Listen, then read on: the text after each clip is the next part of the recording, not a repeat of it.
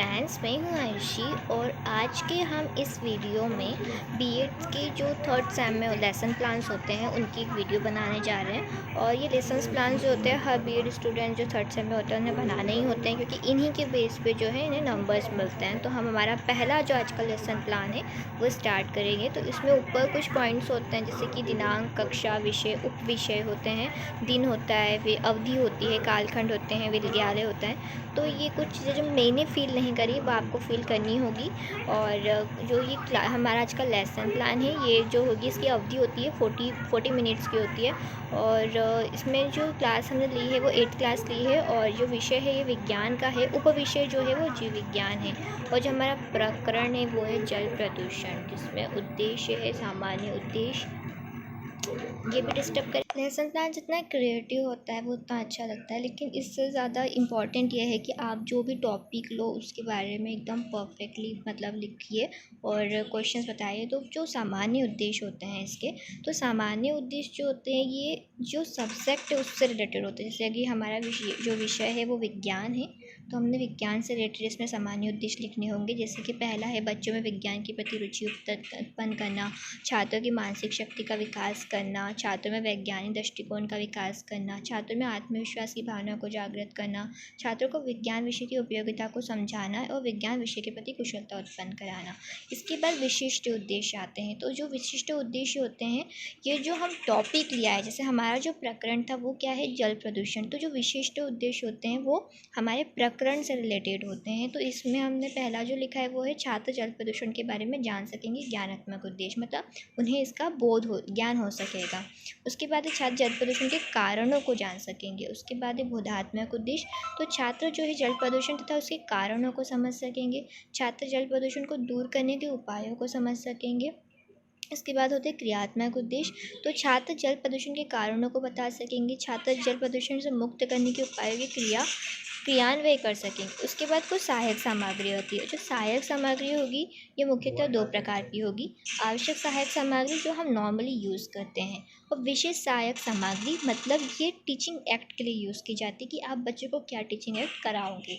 तो जो पहले सहायक सामग्री जो आवश्यक होती है वो होती है चॉक, डस्टर, ठीक है। और इसके बाद विशेष सहायक सामग्री तो जल प्रदूषण को प्रदर्शित करता हुआ चार्ट दिखा सकते हैं, या कुछ एक्टिविटी टीचिंग एक्ट कर सकते हैं कि हम जल को कैसे प्रदूषित करके दिखाएं, कि उसमें कोई इम्प्यूरिटीज मिला दे, सॉइल पार्टिकल्स या चॉक के जो भी हमारे पास अवेलेबल हो सकता है उस टाइम क्लासरूम में, हम उससे जल को प्रदूषित करके बता सकते हैं। उसके बाद पूर्व ज्ञान आता है। तो पूर्व ज्ञान में मतलब बच्चों को प्रदूषण से रिलेटेड कोई नॉर्मल ही उनके पास कोई नॉलेज है, तो प्रदूषण से रिलेटेड उन्हें एक नॉलेज है, तो हम लिख सकते हैं कि छात्र प्रदूषण से संबंधित सामान्य जानकारी रखते हैं।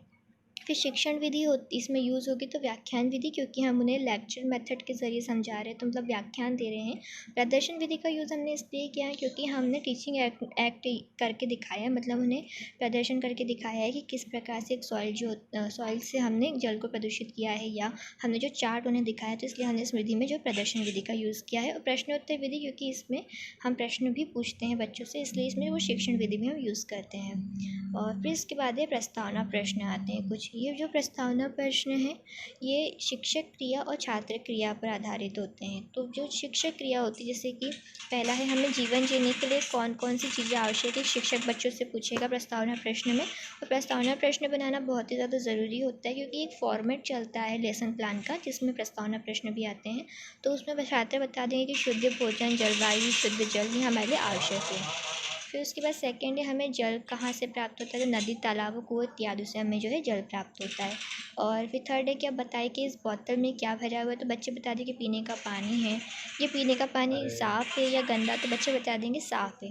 फिर हम साफ़ पानी में यदि थोड़ा सा चॉक पाउडर या मिट्टी की मिला दे तो पानी कैसा हो जाएगा, तो बच्चे बता देंगे गंदा या दूषित हो जाएगा। तो इस दूषित और पानी और जल को विज्ञान की भाषा में हम क्या कहते हैं, तो जल प्रदूषित हो गया हम कहते हैं। तो इस प्रदूषित जल को क्या कहते हैं और प्रदूषित जल से क्या तात्पर्य है, तो बच्चे जो ये समस्यात्मक प्रश्न होगा और यहाँ से हमारा टॉपिक जो हमारा प्रस्तुतिकरण जो है वो स्टार्ट होता है। इसी टॉपिक को लेकर कि बच्चे को प्रदूषित जल के बारे में नहीं पता कि वो क्या होता है या इनसे क्या क्या चीज़ें और हमें हानिकारक होती है। तो इसके बाद उद्देश्य कथन आता है प्रस्तावना प्रश्न के बाद। तो बच्चों आज हम जो है विज्ञान विषय के अंतर्गत जल प्रदूषण के बारे में विस्तृत अध्ययन करेंगे। इसके बाद आता है प्रस्तुतिकरण, जिसमें जो है प्रेक्षण बिंदु, शिक्षक क्रिया, छात्र क्रिया और एक शामपट्ट बिंदु होता है। ठीक है, तो इसमें टोटल जो बिंदु आएंगे वो आएंगे प्रेक्षण बिंदु, शिक्षक क्रिया, छात्र क्रिया और यहाँ जो एक और आएगा वो आएगा शामपट्ट कार्य। ये आपको हमेशा दो बीच के जो पेज होते हैं, जो आमने सामने के पेज होते हैं, उन पर ही बनाना होता है। जैसे कि अगर मेरा जो पहला क्वेश्चन है कि प्रदूषण किसे कहते हैं, उसके बारे में शिक्षक क्रिया हो गई। उसके बाद छात्र क्रिया में यही लिखेंगे कि छात्र जो है प्रदूषण का पूर्व ज्ञान रखते हैं, जैसे कि हमने पूर्व ज्ञान में लिख दिया था तो इसके बाद जो हमने पहला क्वेश्चन सेकंड क्वेश्चन है कि जल प्रदूषण किसे कहते हैं, जो शिक्षक पूछता है प्रेक्षण बिंदु में है, तो शिक्षक को जो है इसमें पूरा बताना होता है। छात्र सिर्फ इसमें या तो ध्यानपूर्वक सुनते हैं या कुछ चीज़ें जो होती हैं इनके पूर्व ज्ञान पे आधारित होती है। ठीक है, तो इस प्रकार से सेकंड है जल प्रदूषण किसे कहते हैं। तो जो सेकंड पॉइंट है तो इसका शामपट्ट कार्य जैसे इसके सामने बनेगा, जो मैं नीचे के पेज पे मैंने आपको बता दिया है कि पहला जो हमारा था प्रदूषण किसे कहते हैं, तो हमारे पर्यावरण की प्रकृति, संरचना, संतुलन से उत्पन्न अवांछनीय परिवर्तन प्रदूषण कहते हैं। ये इसके जस्ट सामने ही आएगा।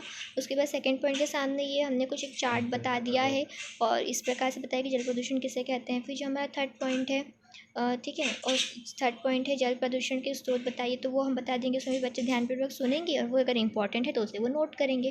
फिर उसके बाद जब हम पॉइंट्स पढ़ा दें तो उसके बाद कुछ क्वेश्चंस होते हैं जिसे हम बोधात्मक प्रश्न कहते हैं, जो कि बहुत इंपॉर्टेंट होते हैं, क्योंकि हमें जानना है कि बच्चा अवेयर होकर बैठा है क्लास में या नहीं, उसका ध्यान क्लास में लग रहा है या नहीं, तो इसे भी हमें जानना होता है। तो ये बहुत ही ज़्यादा इंपॉर्टेंट होते हैं। ओके, तो इसमें भी आप कुछ भी मैक्सिमम आपको 3 क्वेश्चंस तो करने ही होते हैं, ज़्यादा से ज़्यादा आप कर सकते हैं। बस 3 क्वेश्चन से ज़्यादा आपको नहीं करना चाहिए, इतना ही बहुत होता है। फिर शामपट्ट कार्य आपको बताते चलना है। शामपट्ट कार्य जो होते हैं वहाँ पे आपको जो भी आप शो करते हो चार्ट या फिर फ्लो चार्ट, जो भी आप करते हो वो हम शामपट्ट कार्य में कर सकते हैं। तो जैसे कि मैंने आपको बता दिया, ये इस प्रकार से हमारा शामपट्ट कार्य बन गया है, मुख्य बिंदु हो गया है और ये पॉइंट टू पॉइंट चल रहा है। उसके बाद हमारा फोर्थ पॉइंट आ गया जल प्रदूषण से होने वाले दुष्परिणाम। उसमें भी शिक्षक ने सारे दुष्परिणाम बता दिए, ये देख सकते हैं आप सारे दुष्परिणाम। उसके बाद छात्र क्रिया भी लिख दी है कि छात्र ध्यानपूर्वक सुन रहे हैं। ठीक है, अब इसके बाद हमने बोधात्मक प्रश्न डाल दिया है, जैसे ये पॉइंट खत्म हुआ। एक टॉपिक होने के बाद भी आप बोधात्मक प्रश्न डाल सकते हैं। ठीक है, और उसके बाद फिर फिफ्थ पॉइंट जल प्रदूषण नियंत्रण के उपाय हैं। ठीक है, फिर उससे रिलेटेड हमने शामपट्ट कार्य लिख दिया। तो और यहाँ पे इस प्रकार से हमारा शामपट्ट कार्य हो गया और इस हमने ये फ्लो चार्ट यहाँ पे भी एक बता दिया उन्हें। ठीक है, इस प्रकार से जल जनित बीमारियाँ। और फिर उसके बाद यहाँ पे नियंत्रण जो 5वां पॉइंट था उसके बारे में भी हमने शामपट्ट कार्य कर दिया। फिर हमारा यहाँ पे ये 5th पॉइंट ही चल रहा है। ठीक है, और उसके बाद बोधात्मक प्रश्न है 5th पॉइंट के नियंत्रण वाले उपाय के। फिर यहाँ पे आता है पुनरावृत्ति प्रश्न। पुनरावृत्ति प्रश्न जो होता है जब हमारा प्रस्तुतिकरण खत्म हो जाता है पूरी तरीके से, तो हम पुनरावृत्ति प्रश्न करते हैं। पुनरावृत्ति प्रश्न वही जो हमने बोधात्मक प्रश्न में लिए हैं। तो जो बोधात्मक प्रश्न में जो हमने क्वेश्चंस लिए हैं उसमें से हम उठा के पुनरावृत्ति प्रश्न में डाल सकते हैं, जो कि 3 या 5 हो सकते हैं। ठीक है, फिर कक्षा कार्य बच्चों को तभी के तभी हमें कुछ कार्य देना होता है, तो आप उन्हें 1 वर्ड्स दे सकते हैं, फिल इन द ब्लैंक्स दे सकते हैं, या जो भी आपको देने का मन हो तो यहाँ आप वो लिख सकते हैं। ठीक है, उसके बाद वो भी 3 या 4 होते हैं। उसके बाद कुछ घर कार्य होते हैं, घर से दिया गया वर्क होता है कि आपको क्या क्या करके लाना है, तो वो इस प्रकार से आ जाएगा। उसके बाद लास्ट आता है हमारा शामपट्ट कार्य, जो कि इस प्रकार से हमें देना होता है। और जो ये शामपट्ट का रेशियो होता है ये 5:7 ही रखना चाहिए, क्योंकि यही सही रेशियो होता है। ठीक है, तो और इस प्रकार से 3 हस्ताक्षर नीचे की तरफ आते हैं और ये इस प्रकार से हमारा फर्स्ट लेसन प्लान जो है वो कंप्लीट होता है। तो thank you for the watching my video. Bye bye, अब नेक्स्ट वीडियो हम जल्दी बनाएंगे।